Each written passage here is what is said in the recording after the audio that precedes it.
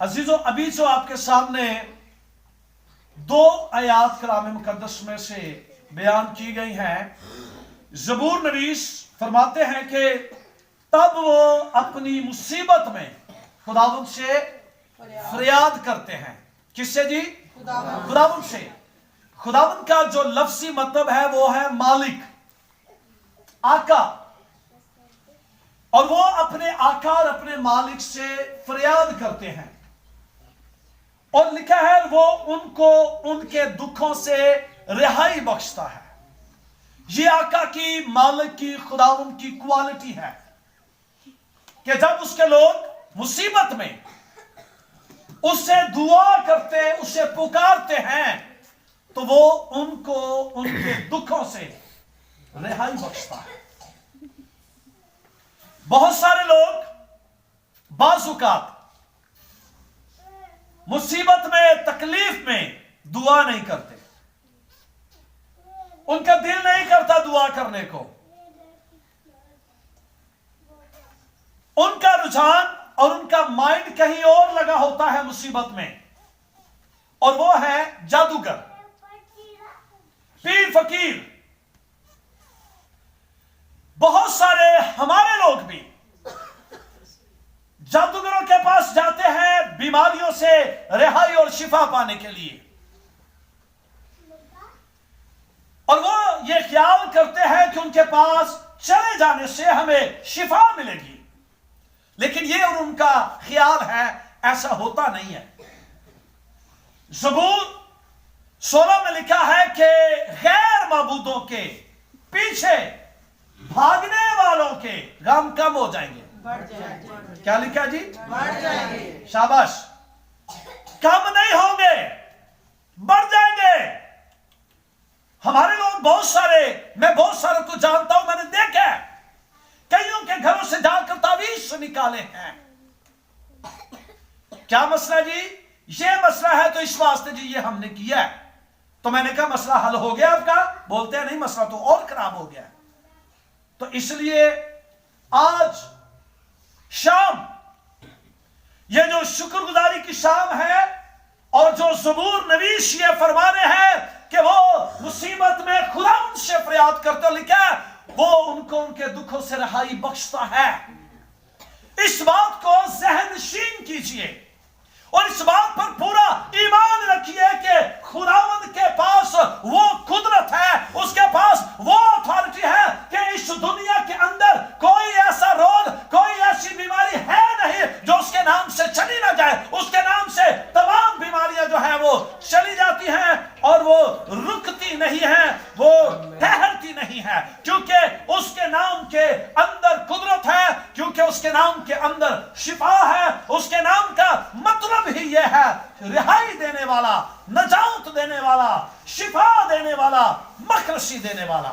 تو اس لیے لکھا ہے کہ وہ ان کو ان کے دکھوں سے رہائی بخشتا ہے۔ اور 20ویں آیت، وہ اپنا کلام نازل فرما کر، کیا کر کے جی؟ کلام نازل فرما کر شفا بخشتا ہے۔ شفا کلام کے اندر ہے، شفا اس کے کلام سے صادر ہوتی ہے، اس کے کلام کے وسیلہ سے شفا کی ندیاں جاری ہو جاتی ہیں۔ اس کا کلام زندگی بخشتا ہے۔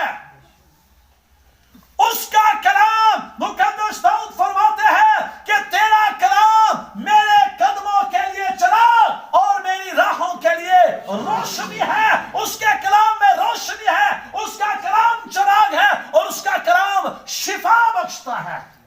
معذرت کے ساتھ ہمارا دل نہیں کرتا کلام پڑھنے کو، کلام ہر گھر میں ہے، لیکن اس کو کھولنے کو دل کسی کا نہیں کرتا۔ جب صبح اٹھنا ہے تو واٹس ایپ کھولنا ہے، فیس بک کو کھولنا ہے، جتنی اور ایپس ہیں ان کو کھولنا ہے، چیک کرنا ہے، لیکن کلام کو کوئی نہیں کھولنا۔ صبح اٹھ کر دعا نہیں کرنی، خدا سلوس کے حضور گھٹنوں کو نہیں چھوٹے بچے صبح اٹھتے ہی پہلے موبائل کو سلام کرتے ہیں. سب سے پہلے ماں باپ بچوں کو موبائل دے دیتے ہیں, کہہ لو چپ کرو, رولا نہیں پاؤنا. کم ہے ایسے پیرنٹس جو صبح اٹھ کر پہلے خود سجدہ کرتے ہیں, ساتھ بچوں کو بٹھاتے ہیں اور اپنے خداوند کے کلام کے آگے جھکتے ہیں, اور پھر وہ کلمہ, وہ کلام ان کی زندگی میں اپنی قدرت کو بھی جاری کرتا ہے.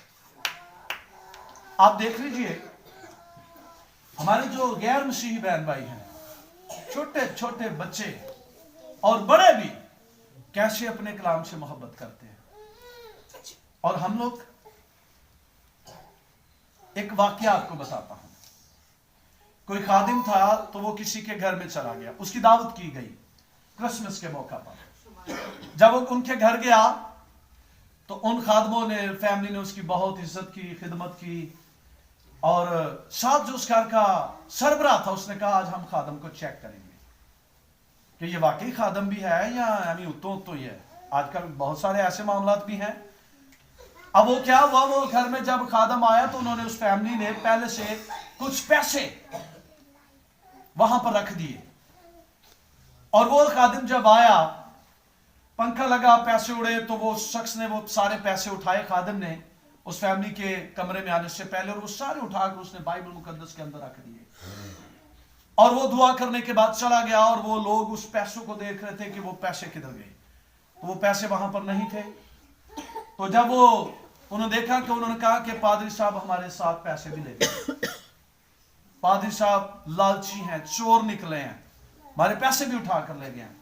کچھ عرصے کے بعد انہوں نے کہا ہم اس کو پھر بلاتے ہیں, اور پھر اس پادری صاحب کو بلایا گیا, اور اس فیملی نے کہا پادری صاحب آج ہم نے آپ کی خدمت کرنے کے لیے آپ کو نہیں بلایا, آج ہم نے شکوہ کرنے کے لیے آپ کو بلایا. تو کیا ہوا ہے؟ نے کہا جی فلاں ٹائم پہ ہم نے آپ کو اپنے گھر میں دعوت تھی, اتنے پیسے ہمارے ادھر پڑے ہوئے تھے, اور آپ جاتے ہوئے وہ بھی ساتھ لے گئے ہیں. تو اس خادم نے کہا نو نو نو نو نو, میں آپ کے پیسے لے کر نہیں گیا ہوں, آپ کے پیسے آپ کے گھر میں موجود ہیں. انہوں نے کہا نہیں, ہمارے گھر میں پیسے نہیں ہیں. انہوں نے کہا وہ پیسے میں نے اٹھا کر آپ کی بائبل مقدس میں رکھے تھے, اس کا مطلب ہے کہ اتنے عرصے سے آپ نے اپنی بائبل مقدس کو کھولا نہیں ہے, جاؤ وہ بائبل مقدس لے کر آؤ. وہ لے کر آئے تو وہ سارے پیسے اس بائبل مقدس کے اندر پڑے ہوئے تھے. تو وہ لوگ اسی وقت رونا شروع ہو گئے, میاں بیوی, اور انہوں نے کہا یس, ہم نے اس کے بعد کلام کو نہیں کھولا, ہم نے بائبل مقدس کو نہیں پڑھا, اور ہم نے آپ پر الزام لگا دیے, ہم نے آپ کے پیچھے کئی لوگوں کو بھی بتا دیا کہ وہ فلاں پادری صاحب ایسا شخص ہے. اس نے کہا مجھے لوگوں کی کوئی پرواہ نہیں, کیونکہ میں اپنے خدا کی حضوری میں کلیئر ہوں, میں لوگوں کی کوئی پرواہ نہیں, جڑا جو مرضی کہندا رہے. اور وہ دونوں گھٹنوں کے بل ہو کے پادری صاحب کے قدموں میں گر پڑے. آج یہی بات ہے,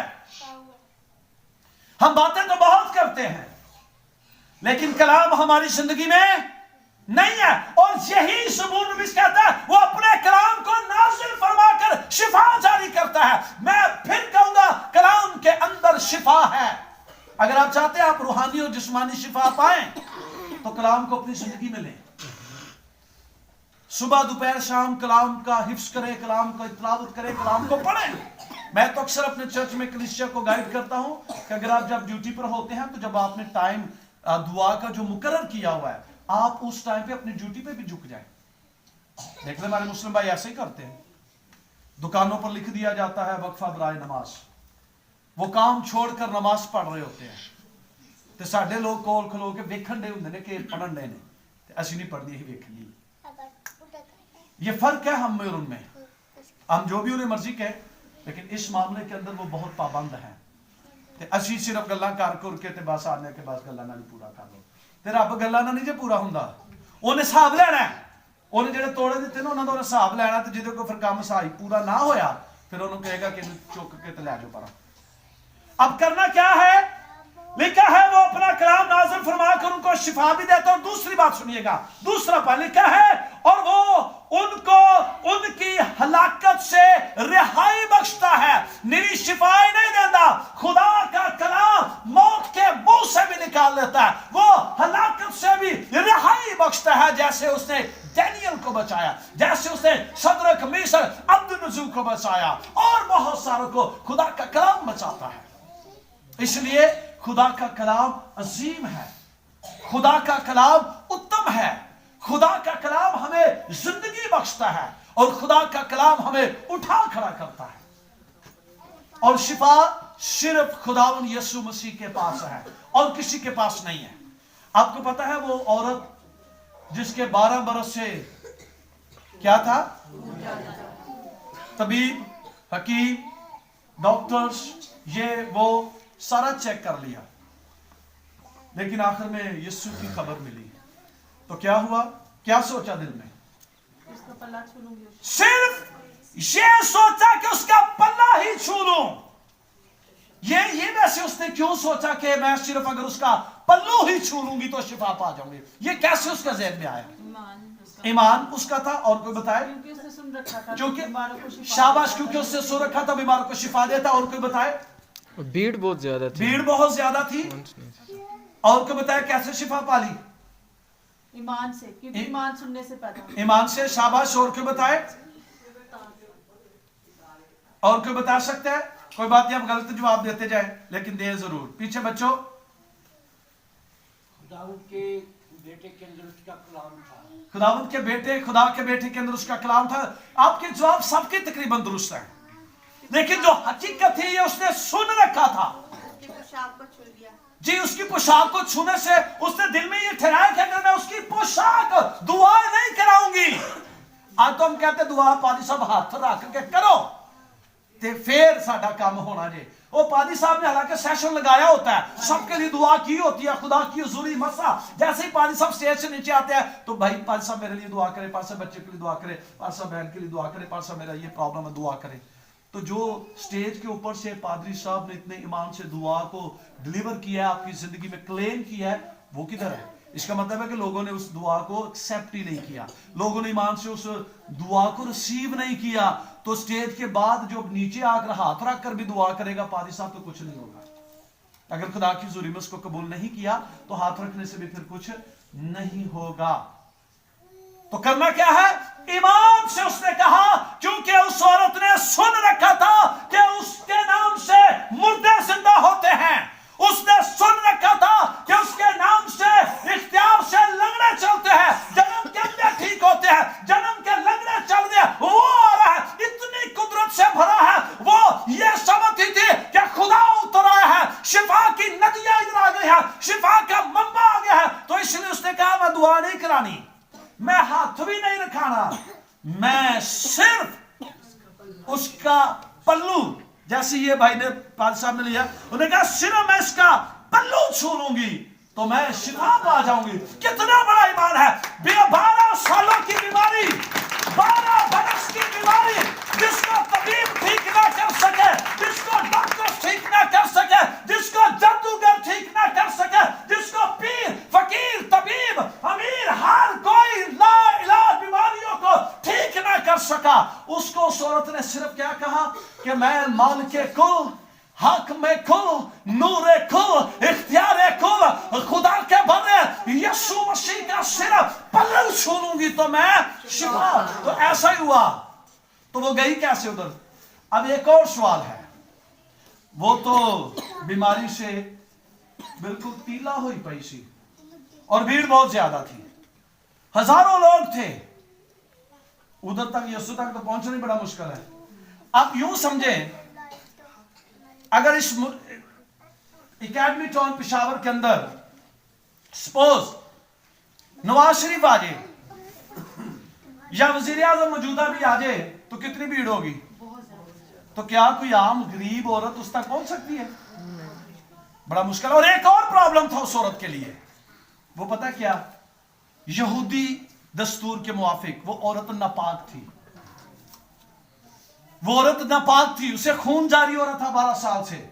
और सुनिएगा, उसको शहर से भी बाहर किया हुआ था, वो उस याकूब के कुएं पर जाकर पानी भी नहीं भर सकती थी, वो अपनी फैमिली में भी नहीं रह सकती थी, वो मार्केट भी नहीं जा सकती थी, यानी उसके सारे रिश्ते इस बीमारी की वजह से टूट चुके थे। तो फिर उसने क्या प्लान किया? اس نے ایک ایسا پلان کیا کہ میں یسوع تک پہنچ جاؤں, کسی طرح سے میں اس کے پلو کو بس چھونا. ٹارگٹ کیا ہے؟ پلو. ٹارگٹ یسوع مسیح نہیں تھا, ٹارگٹ یسوع مسیح کا صرف پلو تھا. یسوع مسیح تو بہت بڑی شخصیت ہے. اس نے کہا میں صرف اس کا پلو چھو لوں گی تو میں اس بیماری سے شفا. اور اس نے چپ کے اپنے آپ کو پورے چادر سے دوپٹے سے کور کیا, کیونکہ اس بھیڑ میں پھر کسی کو پتا نہیں لگا یہ عورت ہے کہ مرد ہے. اس نے پورا سر سے پاؤں تک اپنے آپ کو کور کیا ہوا تھا. اور پھر وہ گرتی اٹھتی کدھر تک گئی؟ یسوع مسیح تک پہنچ گئی. اس کو ایمان نہ تھا کہ اس کے ایمان نے اس کو قوت دی کہ اٹھا.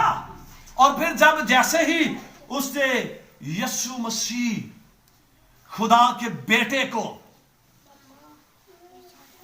نور کل کو جب اس نے جا کر چھوا تو اسی دم وہ کیا ہوگی بیماری سے. اور یسوع مسیح رک گئے. یسوع مسیح نے کہا کسی نے مجھے چھوا ہے. تو شاگرد بڑے حیران ہوئے.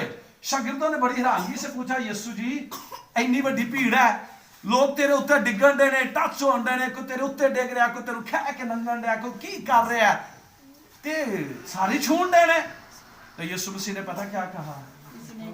شاباش. یسوع مسیح نے کہا وہ میرے ساتھ ٹچ ہونا کچھ اور ہے, میرے اوپر گرنا کچھ اور ہے, مجھے جو لوگ چھو رہے ہیں اس وقت یہ کچھ اور ہے, لیکن اس بھیڑ کے اندر کوئی ایسا ہے یا کوئی ایسی ہے جس نے مجھے ایمان سے چھوا ہے اور میرے اندر سے قوت نکلی ہے. تو اس کا مطلب یہ ہے کہ جب بھائی ولیم ایمان سے پکارے گا یا بھائی ولیم کی وائف ایمان سے پکارے گی یا ان کے بچے ایمان سے پکاریں گے, گو فزیکلی یسوع مسیح یہاں پر نہیں ہے لیکن روح میں موجود ہے, تو وہ قوت پھر آسمان سے اترے گی اور لبے کو نیا کر دے گی. یسوع نے کہا ایمان سے مجھے کسی نے چھوا ہے.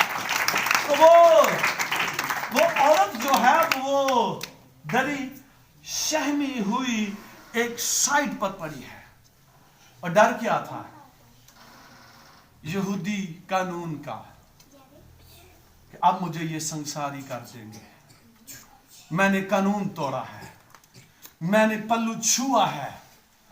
اور وہ یہ سوچ رہی تھی کہ شاید یسوع مسیح میرے چھونے کی وجہ سے ناپاک ہو گئے ہیں, یا جن لوگوں کو میں چھو کر گزری ہوں بھیڑ میں سے وہ سارے ناپاک ہو گئے ہیں. تو جب اس عورت پر یسوع کی نگاہ پڑی تو اس نے اپنے آپ کو چیک کیا, وہ شفا پا چکی تھی. تو خداوند نے کہا کیا تو نے مجھے چھوا؟ اس نے کہا ہاں خداوند میں نے تجھے چھوا ہے, میں 12 برس سے بیمار ہوں, کوئی میرا علاج نہیں کر سکا, میرا روپیہ پیسہ لٹ گیا, آج میں اکیلی رہ گئی اور میں نے سنا کہ خداوند آپ آئے ہیں, میں نے آپ کا پلو چھوا ہے. ڈر یہ تھا کہ کہیں یہ الزام نہ لگا دے یہودیوں کی طرح, فقیہی فرشتیوں کی طرح, معلموں کی طرح, شرع کے عالموں کی طرح. لیکن وہ نہیں جانتی تھی کہ یسوع مسیح ترس سے بھرے ہوئے ہیں. وہ نہیں جانتی تھی کہ یسوع مسیح قادر مطلق ہے. اور یسوع مسیح نے اسے کیا کہا؟ اے بیٹی سلامت چلی جا اور اس بیماری سے بچی رہے. خدا کا بیٹا یسوع مسیح شافی ہے. ناپاک اسے چھو لیں تو وہ ناپاک نہیں ہوتا بلکہ وہ لوگ پاک ہو جاتے ہیں, کیونکہ یسوع مسیح پاکیزگی کا سرچشمہ ہے. وہ شافی ہے, وہ طبیب اعظم ہے, وہ حکیموں کا حکیم ہے, اور وہ ڈاکٹر کا ڈاکٹر ہے. لیکن ہمارا ایمان جو ہے وہ درست ہونا چاہیے. شفا آج بھی ہوتی ہے, شفا آج بھی ہوتی ہے. حزقیہ کے پاس پیغام آ گیا. یسایا نبی آموز کے بیٹے حزقیہ بادشاہ کے پاس پیغام لے کر آ گئے. کیا کر لے؟ اپنے گھر کا بندوبست کر لے, تیرا وقت پورا ہو گیا ہے. تو حزقیہ نے کیا کیا؟ دیوار کی طرف رخ کر کے خدا سے اس نے باتیں کی. ہو سکتا ہے بھائی ولیم نے بھی کی ہو, ہماری بہن کشور نے بھی کی ہو, بچوں نے بھی کی ہو, بیٹی نے بھی کی ہو, کہ خداوند یہ کیا ہو رہا ہے. بھائی ولیم سے جب میں ملا تو انہوں نے کہا مجھے خوف ہے, میرے اندر خوف ٹھہرا ہوا ہے, مجھے ڈر سا لگ رہا ہے, کیونکہ اندر بیماری نے کام بہت زیادہ گڑبڑ کر دی ہوئی تھی, لبلبا ڈیمیج ہو رہا تھا, زخم تھے. یہ جب ہو تو پھر پتہ لگتا ہے کہ بندے نال کی ہوندا ہے. وہ کیا کہتے ہیں, کوئی کیا جانے جس کا غم وہی جانے, تو یہ اسی کو پتا ہوتا ہے. حزقیہ کے ساتھ بھی کچھ ایسا ہی تھا. اس کو کیا بیماری تھی؟ اس کو پھوڑا تھا اور ٹھیک نہیں ہوتا تھا. پیغام آیا کہ اپنے گھر کا بندوبست کر لے, تیرا وقت پورا ہو گیا. تو اس نے کیا کیا؟ دیوار کی طرف رخ کر کے وہ رونے لگا, اور خدا نے اس کا رونا سنا. اور جب یسایہ نبی پیغام دے کر جا رہے تھے, ابھی وہ گھر پہنچا نہیں, بازار میں تھا, راستے میں تھا, تو لکھا ہے کہ خدا کا کلام یسایہ نبی پر نازل ہوا اور اس نے کہا میں نے حزقیہ کا رونا سنا ہے, جا اس کو کہہ دے تیری دعا سن لے گی ہے, میں نے تیری عمر کو بڑھا دیا ہے, میں نے 15 برس تیری عمر بڑھا دی ہے, تو نہیں مرنے کا, تو نہیں دنیا سے جانے کا. اور خدا کا کلام نازل ہوتا ہے, خدا کا کلام شفا دیتا ہے. پیغام اگر کوئی ڈینجرس آ گیا تو گھبرانے کی ضرورت نہیں ہے. خدا کا ارادہ چینج کیا جا سکتا ہے, خدا کے منصوبے کو بدلا جا سکتا ہے, لیکن کیسے؟ دعا کے ساتھ. تو دعا میں کچھ کہنا بھی پڑتا ہے نا, میری دعائی تو نہیں کرنی. حزقیہ نے کہا تھا دیکھ میں نے وہی کیا جو تو نے کہا, میں تیرے ساتھ راستے سے چلتا رہا, میں تیرے ساتھ وفادار رہا. پھر اپنی وفاداری خدا کو یاد کر, گوشت کو یاد ہے, لیکن کچھ کہنا بھی پڑتا ہے. خدا دیکھ میں نے تیرے لیے یہ کام کیے ہیں, آج میں مشکل میں ہوں, پیغام بھی آ گیا, بھی تو میرے بہت سارے کام باقی ہیں, میں نے بھی نہیں مرنا. تو خدا پھر دعا کو سنتا ہے. نینوا کے لوگوں کا حال یاد ہے آپ کو, پیغام آ گیا کہ بس, لیکن وہ سارے دعا میں ٹھہر گئے, روزے میں ٹھہر گئے, اور خدا نے اپنا منصوبہ بدل دیا, چینج ہو گیا منصوبہ, خدا کا جلال ظاہر ہوا. اور آپ کو پتہ ہے ایک شخص جو تھا مفلوج تھا, اس کو کوئی یسوع تک لانے والا, ایسی بلکہ ایسا ماحول ہوگا, یسوع مسیح جب زمین پر تھے تو وہ گھر گھر جا کر منادی کرتے تھے, یسوع مسیح کلام سناتے تھے, شہر شہر گاؤں گاؤں جا کر. تو ایک گھر میں یسوع مسیح گئے اور کلام سنا رہے تھے. ایسے لوگ جمع ہو جاتے تھے, بیٹھ جاتے تھے, اور بڑا ایک زبردست گاؤں کا جو آج بھی کچے گھر کچے مکان ہوتے ہیں, کچی سڑکیں ہوتی ہیں, مٹی ہوتی ہے, اسی طرح کا ماحول تھا. یسوع مسیح پیدل کئی سفر کرتے تھے میل, اور وہ ایک گھر میں بیٹھ کر کلام سنا رہا تھا, رفاقت کر رہے تھے. تو وہاں پر بھی پتہ لگا کون آیا ہوا ہے, یسوع مسیح آئے ہوئے ہیں. تو وہاں پر ایک شخص تھا جو مفلوج تھا, وہ خود نہیں جا سکتا تھا. کس نے کام کیا؟ اس کے دوستوں نے. اب رش تھی وہاں پر بھی, وہ اندر نہیں آ سکتے تھے. ادھر کیا ہوا؟ دوستوں کا ایمان دیکھے, انہوں نے کیا کر دیا, چھت پہ لائے اور چھت ادھیڑ دی. ادو لینٹر نہیں سن, ادو اینڈ دی چھت نہیں سی, یہ تو نہیں دڑی جاندی ہوں. ادو سادہ چھتاں سن, تسی کہہ لو کہ وہ تختے پائے دے سن, یا کانیاں دی اس کی انہوں کہندے نے شرکی, او پائی ہوندی سی تو آرام نال ہی کھل جاندی سی. تو انہاں سارا دوستاں نے وہ کھولی. ویسے آپ کبھی سوچیں یہ بالکل ایسا ہی ماحول ہوگا جیسے یہ گھر کا ہے, کہ چھت ہے اوپر اور نیچے خداوند ہے, کلام ہو رہا ہے, لوگ سن رہے ہیں, اور اوپر سے چھت ادھیڑ دی انہوں نے. ویسے جدو چھت ادھیڑ دے ہون گے تے مٹی بھی ڈگدی ہوئے گی, لوگ کہندے ہون گے کہ اے کی ہو رہا بھائی اتنے.